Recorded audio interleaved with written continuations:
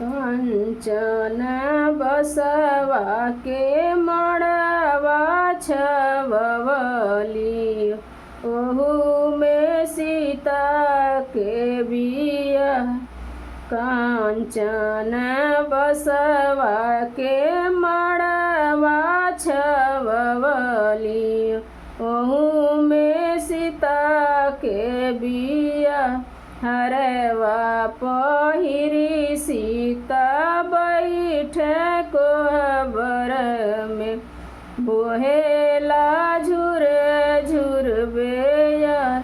हरवा पहिरी सीता बैठे जे कोहबर में, बहेला झुर झुर बेयर। किया तू हरे सीता हरवा पुराण हो, किया तू हर चुंदरी धूमिल।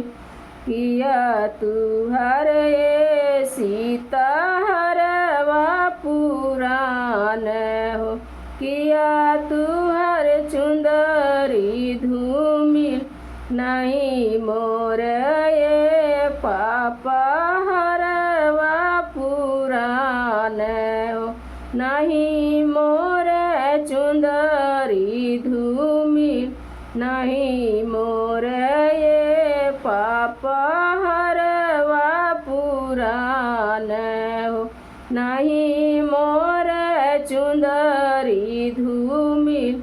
ऐसन सुंदर पापा सपन होई गईल हो, मम्मी छूटेली दूर देश।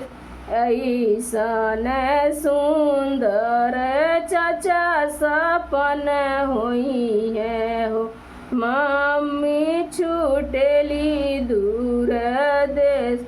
ऐसन सुंदर भैया सपन होई है, भाभी छूटेली दूर देश।